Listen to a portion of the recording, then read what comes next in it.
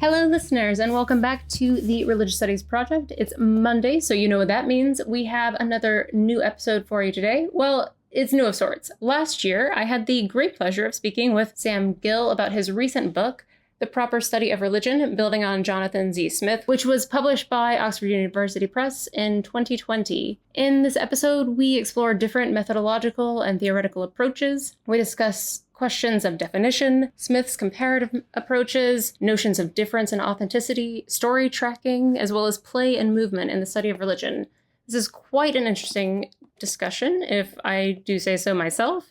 And Sam provides us with great insight for those looking to learn a little more about Smith's work or how they could build on and further his approaches in their own research. So let's take it away.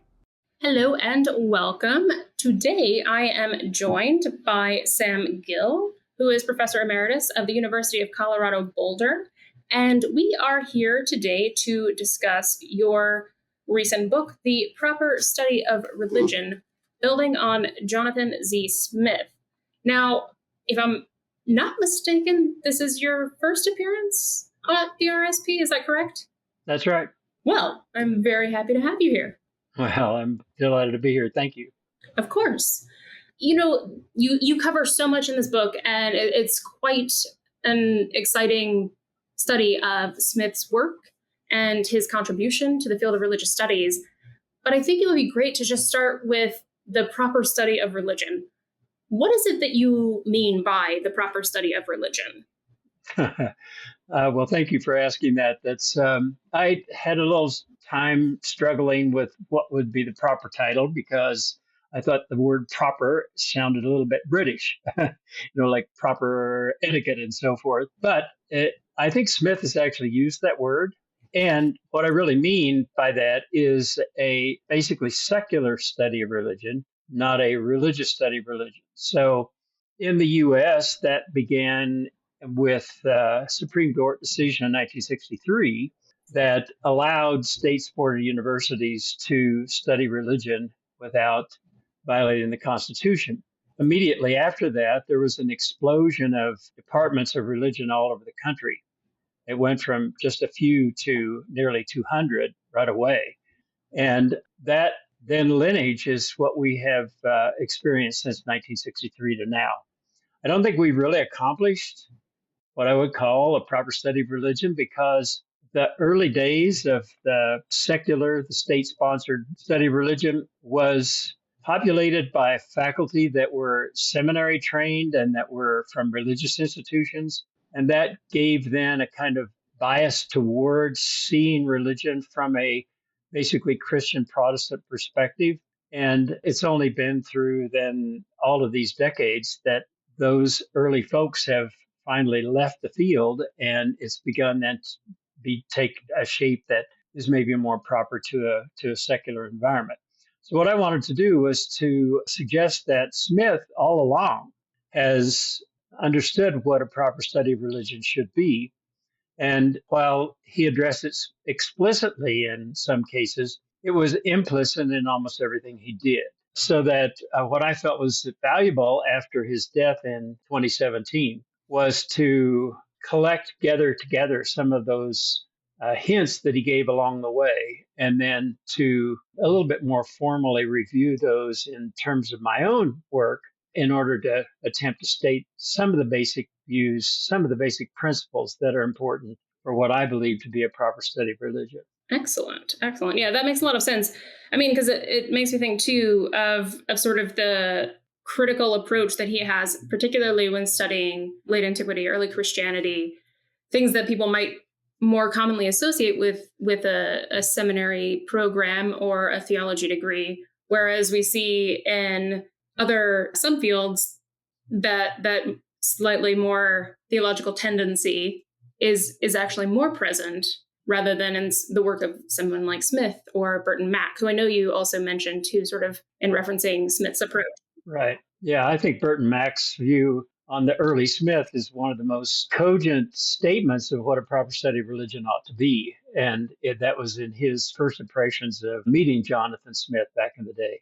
Nice. I don't think I knew that, actually. So, one thing that you do in the book is kind of work through some key aspects of Smith's approach and methodology, right, for the academic study of religion, looking at issues of definition, comparison, the category of religion, and so on. And so I thought it might be nice to kind of work through some of those key points because it would help for those who aren't familiar with Smith or who have only read a little bit of his work. I think it would be very helpful to talk about those key aspects of his contribution because you really do unpack that throughout the course of the book. We can start with definition, since I know it is the first chapter. Definition of religion? Oh, fine, sure. The hot topic, right? Yeah, it's a good topic to begin. Smith says if we don't understand what we mean by the title of the field that we're in, then we have a problem. So the issue is really, what is religion? Smith did offer some sorts of definitions along the way. And frankly, the definition that he gives, which is based on creating worlds of meaning, I've never really been all that satisfied with. So he does make he makes several important contexts in order to talk about religion, and so let me just talk about a couple of those, and then give you my own take on how I've been inspired by Smith to talk about how we define religion. He really saw it as a distinction between an academic understanding of religion and religions, plural, as they exist in the world. So he really felt that religion as an academic topic was the invention of the academy. I think it's also the invention of popular culture because we use the word religion widely in culture to refer to all kinds of things. So that with the globalization of popular culture, then everybody uses the word religion and in the singular sense. I don't think that the academic study of religion has influenced that very much, actually. But we have this then global possibility. All the people that have ever lived are possible sources for then the study of religion. And as we then begin to articulate some elements within the cultures of all those peoples that we want to focus on, that's what we understand as religion. Articulating that is much more difficult. I think that it's been typical to try to come up with a definitive statement of what religion is, and short of that, to attempt to come up with a working definition of religion. But I think all of those suggest then that we can actually define religion and that there is then some end goal that we have in the study of religion. And I tend to reject that. To me, what we do is we have things we're interested in, we collect those under the term religion, and it's our discourse on how we collect those things and how we understand those things that keeps us going over time. So to me, better than a definition, then I think we should have conversations and accounts by which we then articulate understandings of religion. And that would be much more satisfying than this kind of prickly arguments over your definition versus my definition and so forth. We often start introductory courses by saying, okay, for this course, for the purposes of this course, we're going to use this definition of religion. And I think that's just, that's a horrible approach. A model that I really like for this definitional issue is the way we treat color term. So we, for a whole lot of reasons, we cannot really define a color term. We can talk about its usage, but we can't really define it in any sort of final way. We can talk about light waves on the spectrum, but even the division of that is up for discussion. There's a psychological dimension, there's a biological dimension, there's a historical dimension, there's a taste dimension, there's a personal dimension. All of those kinds of things go into how we understand our use of color terms. And we're often very fluid about that. I had a conversation with my very young grandson one day when I was thinking about this. We were talking about the word red, and he was very happy to use things like sort of red, kind of red, reddish. And as you can see, he had this kind of fluid understanding of what is red, but it didn't bother him that he couldn't just absolutely define it. So I think that we should sort of use religion-ish as a kind of an approach to definition rather than some concrete, stable, we got to all agree upon it definition. So the basic things then is the data that are possible for religion is really global. Anything is possible. Smith made that very clear. There are no given natural data that are religious, but anything that we can observe, anything that we can find in culture is a possibility for us. So there is that. Then the way we do it is really an academic issue, not whether it corresponds with the views of the folks that we're studying. And that then becomes really a way that we reflect on who we are as human beings.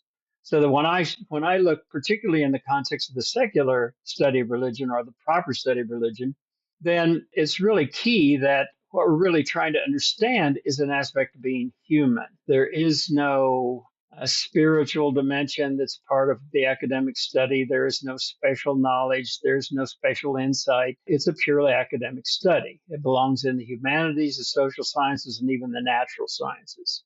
So contrary to the struggles that we had when I was in graduate school myself, which was like, oh, well, you have to have this sort of special insight, this kind of special knowledge, or you have to be religious yourself in order to understand religion. That all needs to go away in a proper academic study.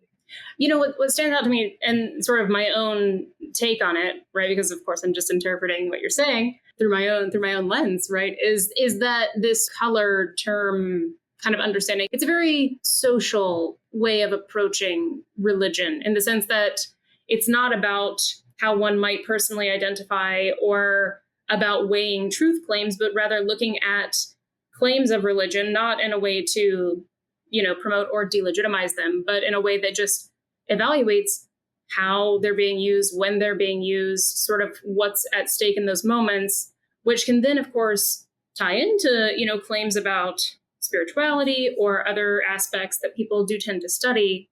But I think one often critique is that either there's no clear definition or that it is a way to dismiss religious adherence, quote unquote. And what you're saying, at least to me, sounds like it's really just trying to shift the perspective. Does that sound right to you? Yeah, that sounds right. So to me, we don't dismiss religious adherence. They become the data that we are interested in. So if somebody claims some special knowledge and some special insight or some revelation or something that comes from some other realm, then we're of course very interested in that, but as data, not as what informs our definition. I think that makes a lot of sense, and hopefully also can provide clarity, because I know that a big contention with Smith is that he never, really clearly defines religion. When I think there's a certain idea about definition that people have in mind when they're looking for that type of explanation. But yes. But that's sort of also kind of what Smith is poking at a little bit. Well, the theme that sort of goes through my whole book is that Smith had much more interested in incongruity and dissonance than in congruity. So if you were to propose a definition of religion, he would want to sort of take issue with that because that sort of opposes what he feels is most interesting in human life. And that is that we seek coherence, but we live in incoherence. Yes. That's the truth, isn't it? Yeah, for sure.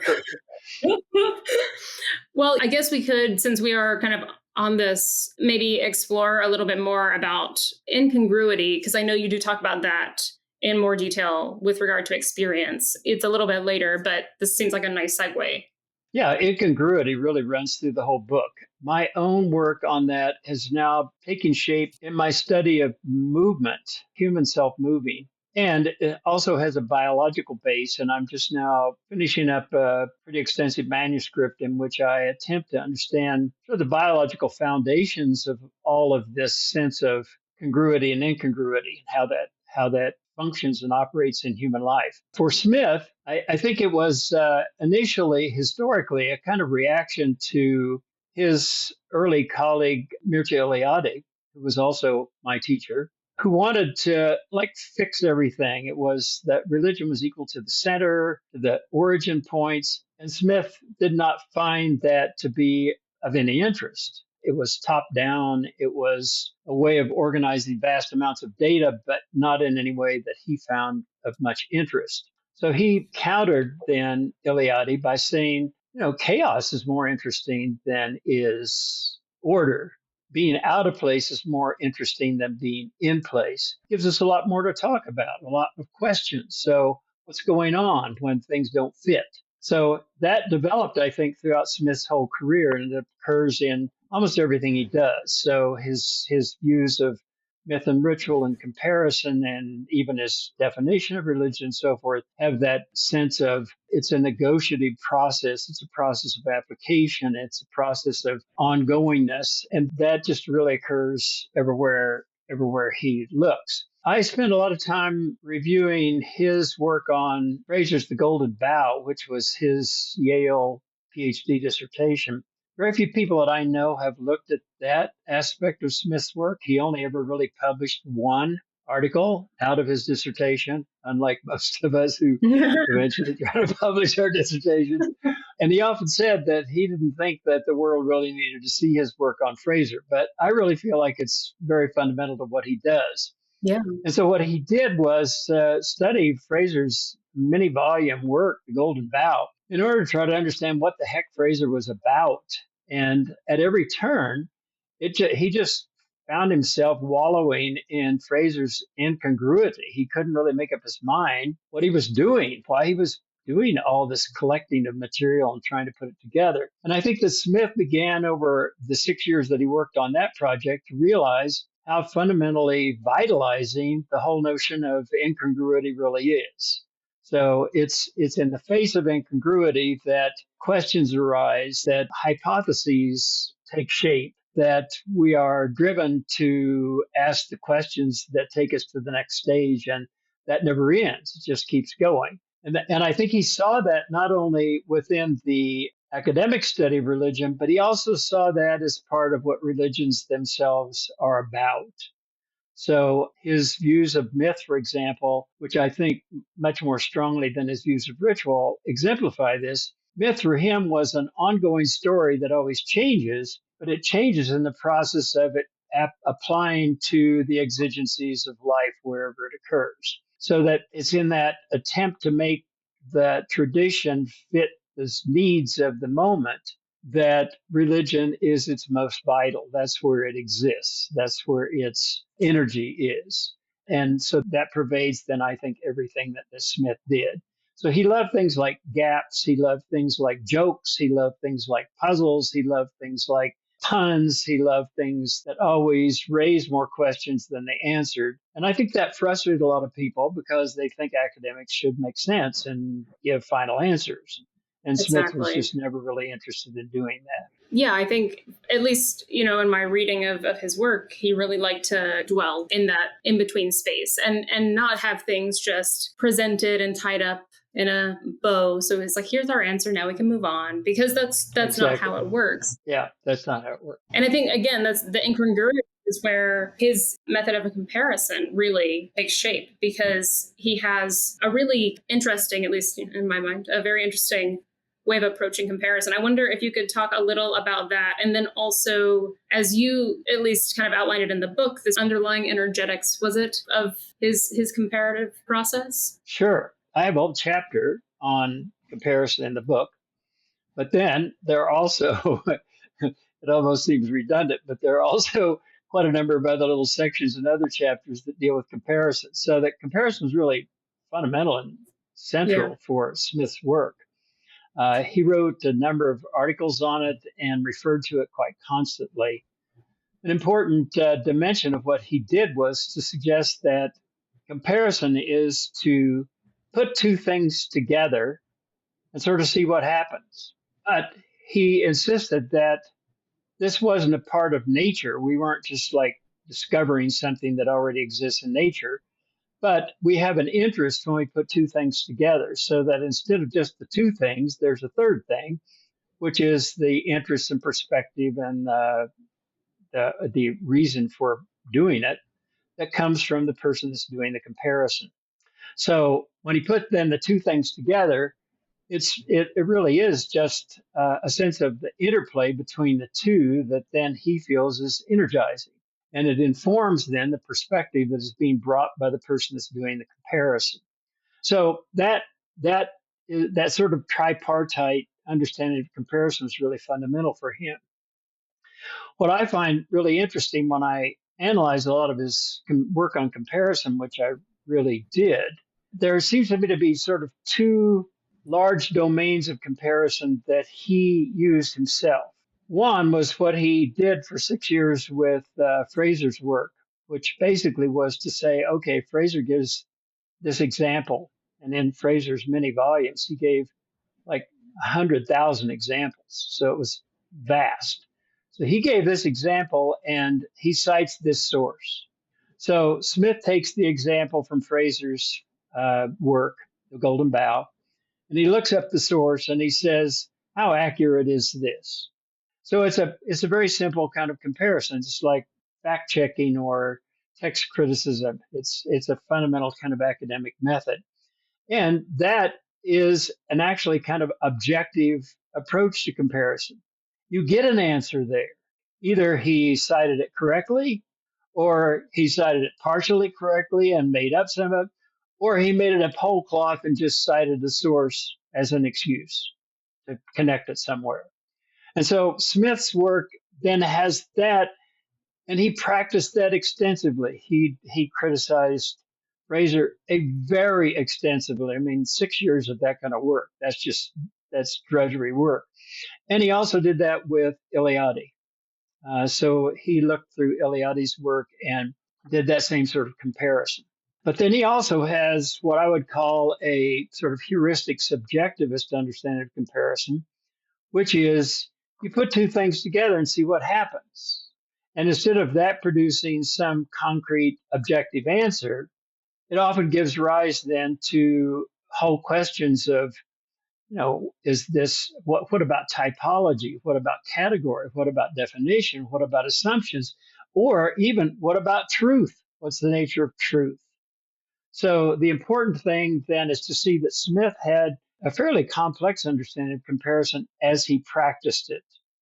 Now, his own work then surveyed historically all kinds of ways of doing comparison. And what is fascinating to me in terms of sort of the history of the use of comparison in a proper academic study of religion is that Smith criticized often harshly almost all methods of comparison.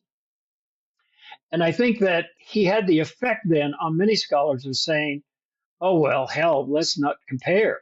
This is too hard. You can't do it. You can't, Smith is going to kill me if I try this. And thus, I think that where his work should have encouraged a very rich tradition of comparison, I think he served to sort of shut it down so that people then said, uh-oh, I shouldn't really do that. And that's one of the things I wanted to lift up in this book was to say, despite Smith's penchant for sort of criticizing everything, what he really does is to lay the foundation for a very rich practice of comparison in a lot of different situations. And I think, too, a key sort of takeaway of his critiques of comparison is really to emphasize the fact that it's not going to result in a clear-cut answer. All of his critiques in talking about the difficulty of them or the failures of comparative approaches really serves to demonstrate that. And I think as a reminder that there's always going to be some sort of discrepancy. There's always going to be some sort of incongruity, right? Well, I would cast it in more positive terms rather than to say, oh, it's not going to quite do this. I don't think that was his objective ever in the first place. So the distinction I make is between a limited objective comparison, which he did plenty of, and a subjective heuristic comparison, which doesn't have the same goals. The limited goal is to say, yeah, let's determine whether this is accurate or not. And he actually even sometimes he would analyze like 100 examples that Fraser used for one particular category. and break it down by percentages, which you would never expect of Smith. It's like, well, Yeah. 70% of the time he totally made it up, but then he had this other whole notion of comparison, which I refer to as the necessary double face. It's to see that you can't have just one perspective and not another. It's in the dynamic relationship between the two, and it's in the certainty that we can't collapse them that it gains its power and energy to just keep going. I refer to that in my own work as an aesthetic of impossibles. So the premise behind comparison is you put two things together and you call them the same, otherwise they wouldn't be comparable, but at the outset they aren't the same and they never will be. Mm-hmm. So that's an impossible condition. They are the same, but they are not the same. But Smith's insight was, and I think he drew it from Fraser actually, that that's what generates vitality and excitement and questions and the ongoingness of the field that I would call a proper study of religion. That's not just exclusive to comparison. That's shot through everything in human life, actually. And that's kind of my work, is to go there. That's why I think you use jokes so often, because a joke is to put two things together that you call the same, but they aren't. And the fascinating thing about joke is you don't explain it. If you don't get it, you don't get it. If you try to explain it, you ruin it, Yeah. And you don't say what a joke means. You just laugh or you don't laugh, Yeah. So he loved that kind of thing, and he also loved riddles, I think. Mm-hmm. And the fascinating thing about the structure of a riddle is that riddle is often asking a question, how can this be that, knowing that it isn't. Yeah. And when you get it, you don't explain it. You sort of marvel at the fact that you're able to see two different things that aren't the same that are the same. And we kind of take pride in that. It's like, oh yeah, I got that. Isn't that cool? So to me, that was much of the thrust of what he did in all of his work. And it's that kind of characterization that ought to be exploited and incorporated into the ongoing proper academic study of religion. Mm-hmm. Yeah. And this is something that you've talked about a bit, in your own work, and something that came up too at that conference that we were at in Norway is the playfulness of Smith in his work. Absolutely. Because it's very much there in his writings. There are those sort of aha moments, I think, as you read through where, again, you're just kind of surprised by like, oh, wait, yes. These comparisons create space for new questions or ways of approaching different things. So I think if we could talk a little bit about the sort of playfulness of Smith, particularly with the category of religion, as you discuss also in the book. And I know it does certainly tie into some of your own work. Sure.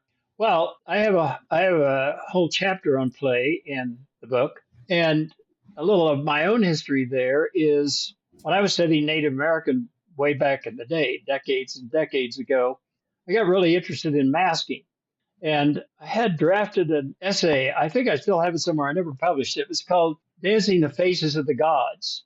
And so what was fascinating to me about masks was how completely artificial and obvious the mask is. So in Native American cultures, they're often awkward, wooden, heavy faces that stand before the face of someone else. So there is this sense then of you have the one face, but you have the other face. One is the mask, the other is the masker, and yet it's not a disguise. So the difference between disguise and mask is disguise, you become something that everybody misunderstands is something else. But a mask is always a face in front of a face and everybody knows it. But you refer to it not as the masker, but rather as the entity being represented. So there is this doubleness that always exists there. And I got super fascinated with that doubleness. And it's like, well, how do we really understand that double-facedness? It's like the sock and buskin masks of theater that are present from Greek theater and that still exemplify theater today. The comedy and tragedy masks that we often associate with theater. And so I began to see, instead of resolving those two different faces into one face, masking has its power because of the interplay between the two. And that got me then very interested in play. So I abandoned the whole discussion of masking for a long time and took off on the discussion of play, which I found just absolutely fascinating, but so frustrating because I think we are conditioned to want to resolve everything. We want to be able to say, oh, this is how it works, that's it, and we've got it. And with play, I could never get it to resolve. It just wouldn't. The play then always goes on. If you stop play because you think you've understood it, then you've already ended play. And there's this wonderful passage that I often quote of Derrida where he says there are two interpretations of interpretation. One is to stop the play, and one is to keep the play going. Which do you choose? And then he says, well, you can't choose either because either choice would stop the play of the issue. So you don't stop it. It is always ongoing. And it's in that insight then that I began to discover that not only did this characterize what Smith does, but he did it explicitly and from the beginning. So his very work on Fraser was to see Fraser at play. And he uses that explicitly in his doctoral thesis, his from Yale. And so he has this whole language of discussion that is based on ludic activity and is based on play. And that appears not as a major kind of language in Smith's work throughout, but it's constantly there. And so in this one chapter in the book, I simply look through a lot of Smith's work and lift out those examples where he explicitly uses the term play. And in that notion of play, then that characterizes really, for me, what distinguishes Smith's ongoing core idea. Yeah. No, I think that makes a lot of sense, actually. And I think once you start considering that aspect of it, it's something that people, at least in my experience and talking with folks who haven't read much of Smith, I think they find it to be so dense and overwhelming that that sort of playful aspect of it is lost. But I do think, yeah, I mean, if you're kind of working through it, you see that it's very much there and really, really quite clever in so many ways. I've just heard in the last few years, I never heard that before. In the last few years, I've heard a lot of people say, oh, Smith is so dense and he contradicts himself all the time. And he says this and then that, and I don't understand it. And so therefore, I'm not going to look at Smith. And part of what I want to do in this book is to say that is such a shallow reading of Smith. In a certain sense, it takes him too seriously because all those contradictions are, I think, very consciously present in Smith's intention in his work. So he slips between categories, much like Jorge Borges does. He slips between categories and whole dimensions of reality, and you're reading along and suddenly you realize, oh my God, I'm in a whole different realm than I thought I was. But that's what he intended, I think. That's the playfulness of his work, is that sort of slippage from this position to that position. He saw that as energizing, as yielding power rather than being frustrating, you know? That was actually kind of exactly what I was going to say, is that it to me, when you're reading along and that happens, it's like he's keeping you on your toes too, right? Absolutely. Absolutely. Well, it always takes you back. Every time I've ever read Smith, it's like, oh my God, I never saw that before. There's always something more there. It's like a good movie. If you go to a movie and the end is all pat and wrapped up and so forth, and you say, oh, that was nice. I spent a couple hours and didn't have to think about everything else in my life. But a really good movie, then you're thinking about it like months later saying, oh my God, was it that or whatever? And I think Smith's work is much that way. It's like a good movie. Well, it is, I think, because when I'm going back to reread his work in reference to something that I'm currently working on, I'll certainly read it in a very particular way. But then there have been times where I go back to the same work for a different project, and suddenly I have a very different perspective and read of what he's saying. Of course, the underlying threads are there, but how I'm approaching it, given the sort of things that I'm thinking through myself, certainly affect how I read it and what I then draw out which is where I also find him to be so thought provoking, and his work, because it's not that it's a one size fits all, but that there's so many threads that one can pull in Yes. in his different writings, that it can work and be adapted in very productive ways. Right. Well, that's one of my big hopes in the book, is to simply say, you read Smith and be inspired by him. There's no limit to what he has to offer for us, as we go forward. So one idea that you set forth in your book is the story tracking, where you do a sort of story tracking of Eliade, of Smith. I wonder if you could explain what this story tracking is and why it's relevant to the work of both of these scholars, and how you see that being particularly productive for the academic study of religion. Yes, I think it's actually I wish that it had gained more attention over the years. I have had people let me know that they use this work a lot and that their students really appreciate it. So I am happy about that.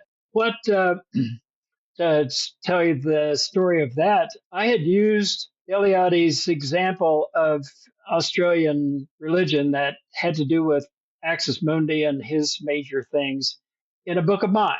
And I had a scholar write to me and said, "Oh, by the way, I'm using that book and my students like it very much, but we looked up your sources and it doesn't seem like the sources really match what you did." I was like, "Oh my God, this is the worst thing that could ever happen to me, because my entire conditioning from Smith on is to check your sources." That's the main damn lesson. So it's like, okay, that's really interesting. So I immediately then decided I got to get to the bottom of this. And that turned into then what I think is fairly unusual in the study of religion, which is we take a scholar's citation of a critical core example that's used as the principal source on which a whole understanding of religion, in this case, rests. And we go as Smith did with Fraser, we go to his sources. But then, unlike Smith, who was only happy to look at just the first level, we just keep going. So what I did was then I said, well, where did Eliade get this example? And I went to his sources and found, oh my Lord, this is not just one little paragraph out of one book. It is little sections out of books that one edition, then another edition 2 decades later, and he's sort of glommed this all together, and he's most basically just concocted all that. So then I decided, well, I really need to get back to the actual Aboriginal who actually said this. So I kept going and going and going. I went to Australia. I went to the libraries. I looked up manuscripts. I looked up field notes. I looked up field journals. All this, like the point where the ethnographer's sitting there with his informant writing down little notes, and every stage all the way through. And so I realized as I did that, the closer that I got to the actual Aboriginal, the further away I got from what Eliade had said. So in a certain sense, Eliade and his source didn't correlate at all, zero. And so my choice then was to say, oh, well, Eliade's a bad scholar. What do we do? What's just going on? And I realized what you do when you do that, which I called story tracking, is you create a story of how that scholar's interest comes about. So in a certain sense, it told me more about Eliade than it did about Aborigines, but it also told me a lot about a whole process of scholarship. It told me about a process of how important Aboriginal studies were to the whole rise of the social sciences in the early part of the 20th century. So all of the major theories came out of the one book that was done at that time. And that was ultimately then Eliade's source. So that what I began to do then was to say, oh, well, this is really a story track that has some coherence that tells me a lot of stuff. But then when I did that, it's like, well, I should really try myself to say what the heck was going on with these Aboriginals. And so I looked then at the basic ethnographies, and my first inclination was to say, there are 4 or 5 really accepted ethnographies. So, in order for me to say, for my reader, they really need to understand something about them. So maybe I should just kind of like combine them all. And then I realized, well, wait a minute, I'm doing exactly what Eliade did.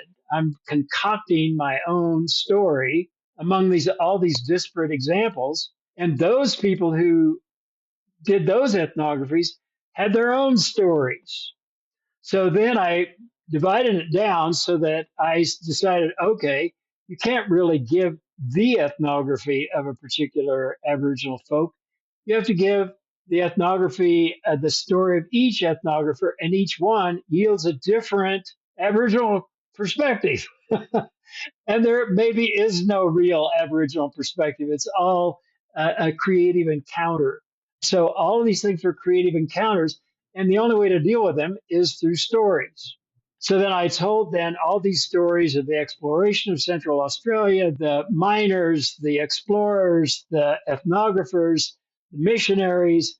Each of them had their own stories, and they intersect then with the Aboriginal people. But then they spread out all over the place, influencing the rest of the world, really. But then the end of that was a book. The end of that book was all of their stories are really my telling of their stories, so that I have my own story that's being told through the telling of all these other stories. And I need to simply, at the end of this, simply say, I'm really making this all up as well. And I need to be aware of that. I'm not giving the authentic story. I'm just giving my version of all these stories. And that's really what we do. That's part of what we do as scholars.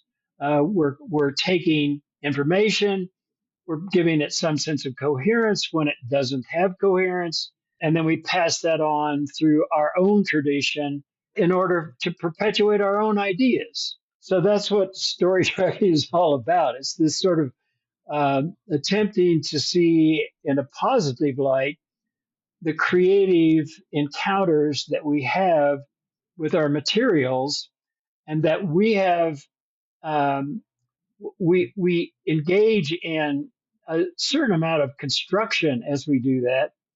But when we take that constructive liberty, we, unlike writers of fiction, have the responsibility of at least charting what we did in terms of our sources. So that's what story tracking is all about. What you're saying, too, also in relation to what you were referencing is not tracking the sort of authentic story, is that even just our own existing in the world and telling certain narratives about our experience is very much the same thing, right? It's not just an academic approach, really, because any sort of experience or narrative is certainly rooted in a variety of context has a number of contingencies. So I think it's helpful to remember too, just when we are doing that kind of work, that it's not any sort of attempt to be disingenuous in any way. Right. Yeah. I did a book a couple years ago with the title Creative Encounters, Appreciating Difference. And what I really wanted to do there was to say that we shouldn't attempt to nullify difference. It's in the appreciation of difference that we're all enriched. I really wanted that to sort of take this story tracking idea and project it on the world generally, because I think we are super intolerant of difference right now in society and across the world. We hate difference. We hate people who are different from us. So I want to really say, it's in the appreciating of difference and our creative encounters, which means we're constructing them in the encounter, but we're also constructing ourselves in that encounter. And that's it. So it's a very creative interaction.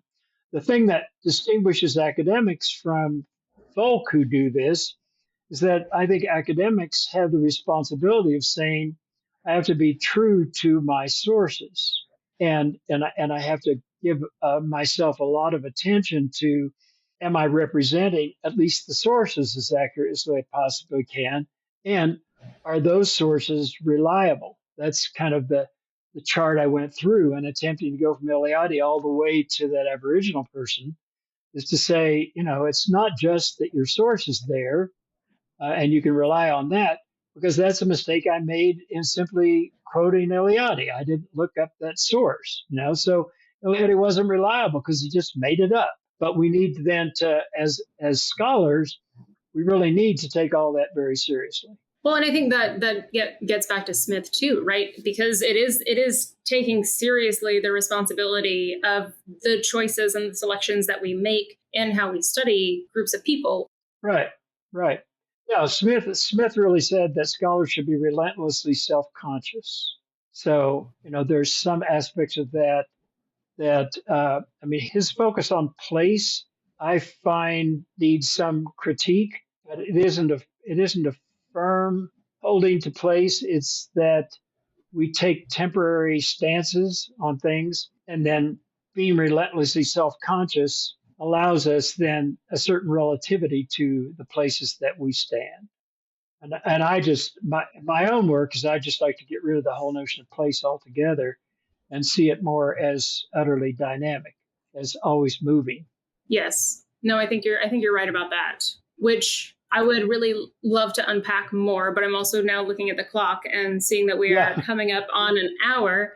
But I feel like, yeah, once you get to talking about Smith's work, it can run off in a number of directions. Before we wrap up, I know that you've actually been quite prolific in the past few years, especially. I wonder if you could tell us about, I know you mentioned earlier about one project you're working on, but what other things you might have on the horizon? Oh, on the horizon. What I've been doing is some experimental work in which I'm trying to work on topics that are important and interesting to me, but written for a slightly more general audience, and to combine that work, that writing, with my own creative work, which is photography.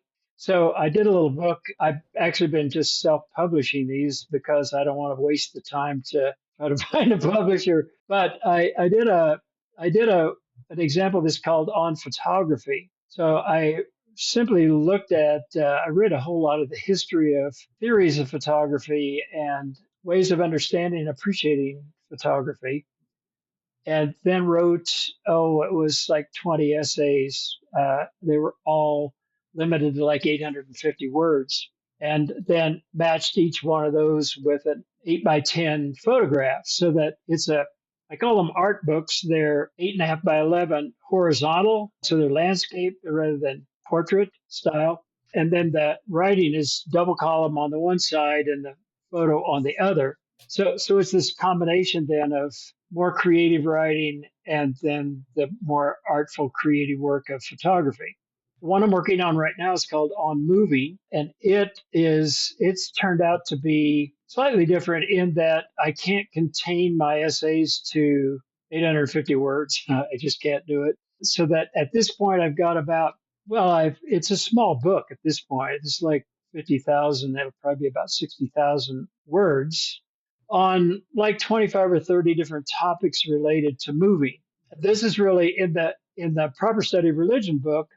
The final chapter is my exploration of my own specific understanding of what a proper study of religion ought to be, and it's based in human self-moving. And in writing that, focused on religion, I realized there's a whole lot more that I'm interested in writing about that would supplement and fill out the perspectives I've written there that I think need more content, more explanation. So that's what this book really is. So it is then, and it will have photographs that I'm trying to do a photo project that when you do a still photograph, you really lose all the motion. So I'm trying to figure out ways of doing still photographs that are about motion, that are about movement, and that capture then the sense of movement. So that's the artistic side of this project, along then with the slightly less academic writing, but still fully resourced and citations for all of that as well.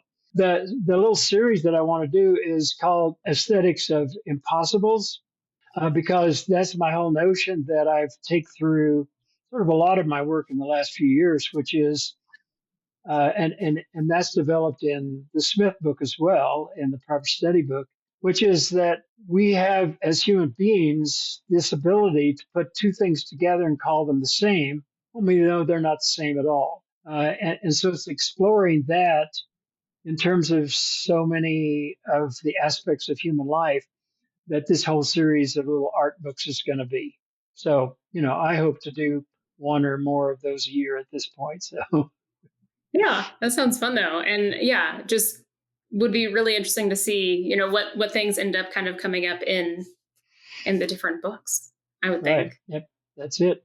Well, before we go, I will just remind everybody that this book that we've been discussing of yours is The Proper Study of Religion, building on Jonathan Z. Smith. And it is actually the winner for the Award for Excellence in the Study of Religion, Analytical Descriptive Studies, for the 2021 AAR Book Awards. And if I'm not mistaken, there will be a panel also on your book this fall at That's right.